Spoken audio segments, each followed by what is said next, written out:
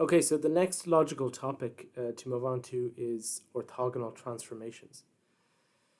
So these are really important, really powerful transformations.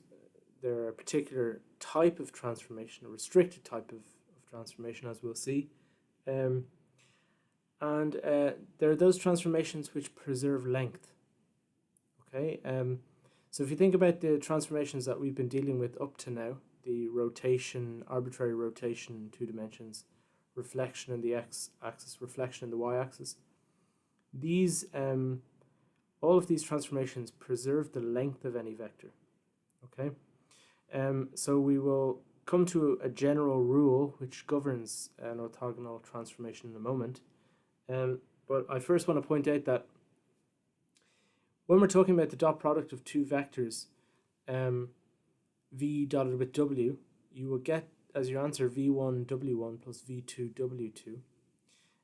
That can be written in matrix form, okay, as the matrix v and w representing the vectors v and w, where the matrix w is a column vector and it's multiplied on the left by the transpose of the vector v, or the matrix v, I should say. Okay, so dot product of 2 vectors has an equivalent expression in terms of the matrices. Okay, that will become important in a second. So let's just turn to the idea of orthogonal transformations and pretend that we're discussing a vector a which becomes transformed to the vector a dash, but the length is preserved. Okay, so we have a situation where a, vector a, gets transformed to the vector a dash, which is some transformation matrix times the original matrix a, or vector a. Okay, so we can ask what happens in this situation. Well, if we take the dot product of a dash with itself, okay, this is going to be the matrix A transposed times the matrix A, and those should be dashed. Okay, but that is equal to, if we apply this transformation here, you're going to get O times A transposed times O times A. And one expression that is true of all composite transposes is that if you have OA transpose, that's equal to A transpose O transpose, so they switch position. Okay, and if we apply that rule, then we get A transpose O transpose O times A. Now if we want the length, the transformed length, to be the same as the original length, we want this to equal A transpose A. Okay, so the only way we can have this line equal to this line is if we impose the condition that O transpose O is the same as the identity.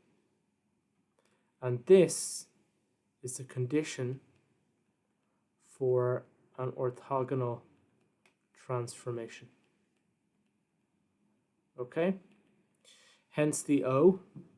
Now orthogonal transformations preserve length, and each of the transformation matrices above there, they all preserve length, and they are orthogonal transformations. Okay, the orthogonal transformations form a group, and that group is given the name O2. O for orthogonal, 2 for the fact that they're 2 by 2 matrices. Okay, it's a group called O2.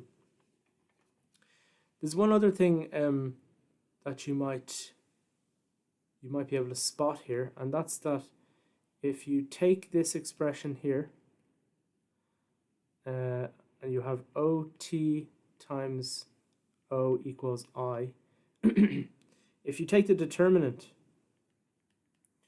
of these two, well, the determinant of the identity matrix is 1. So that means that the determinant of this combination of O transpose O must also equal 1.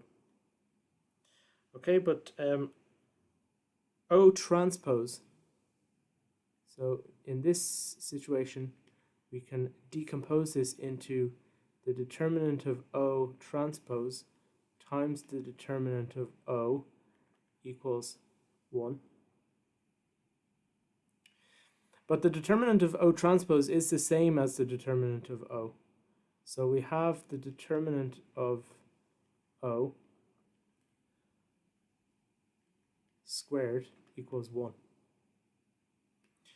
That means that the determinant of the orthogonal matrix O must equal plus or minus 1. That's another result, okay?